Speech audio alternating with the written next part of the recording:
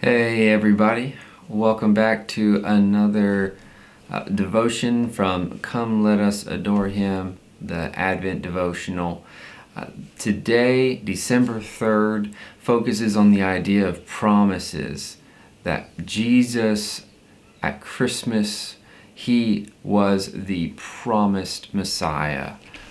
It hinges around Micah chapter 5 verse 2. But you, O Bethlehem, Ephrathah, who are too little to be among the clans of Judah, from you shall come forth for me one who is to be ruler in Israel, whose coming forth is from of old, of ancient days.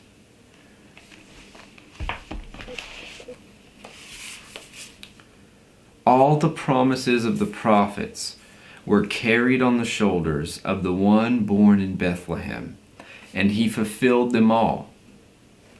Maybe you've endured one of those awkward moments when important visitors, friends you haven't seen in a while, or distant relatives show up unannounced.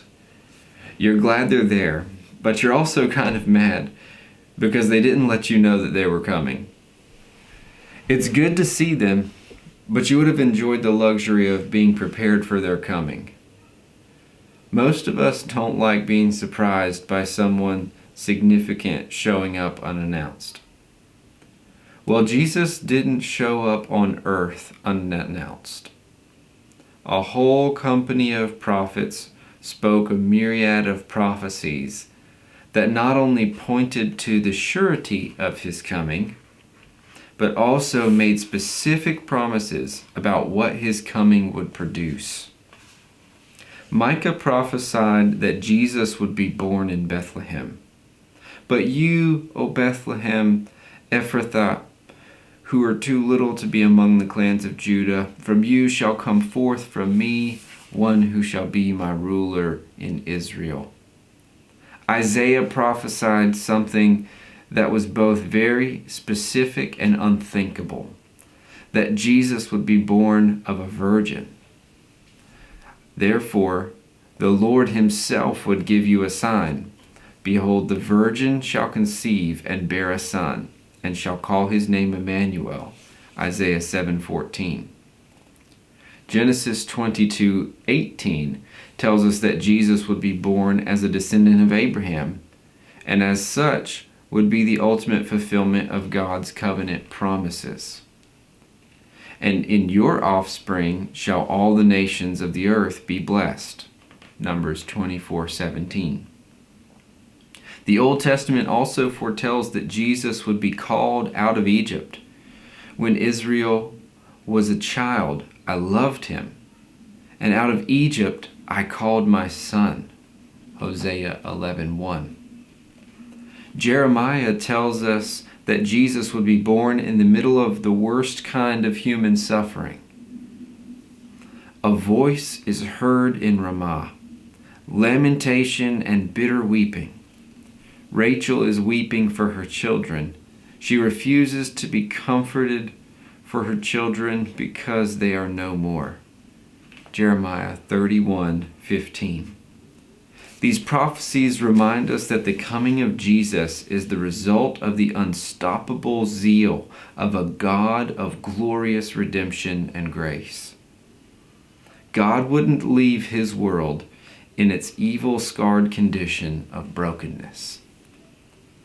He was unwilling to leave us lost in our sin and in hopeless bondage to the rebellion of our own evil hearts. He would not let his story end with dark moral failure and the requisite divine judgment. These and many other prophecies remind us that the great author of history's plot determined that the overarching theme of his story would not be judgment but grace. And he knew that if the story were to be a grace story, the central character would have to be none other than the Son of God.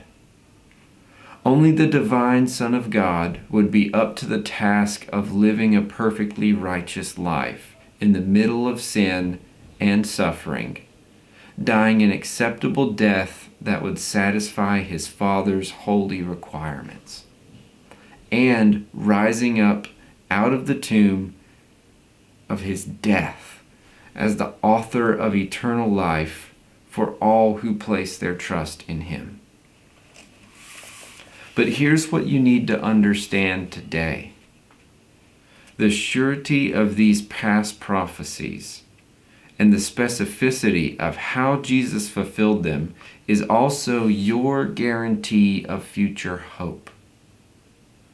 The story that the prophets of old pointed to has not yet come to its final conclusion. This means that today in your life and mine, God is still working his unstoppable plot, and he will not relent or rest until all that the prophets predicted is fully realized in the lives of every one of his children. Know today that it's not just you who battles with sin and struggles in the middle of suffering. The Messiah, prophesied by those saints of old, battles on your behalf, and he will not quit until sin and suffering are no more. Like movie trailers, the prophets give you a taste of God's plot, of which you now live in the middle.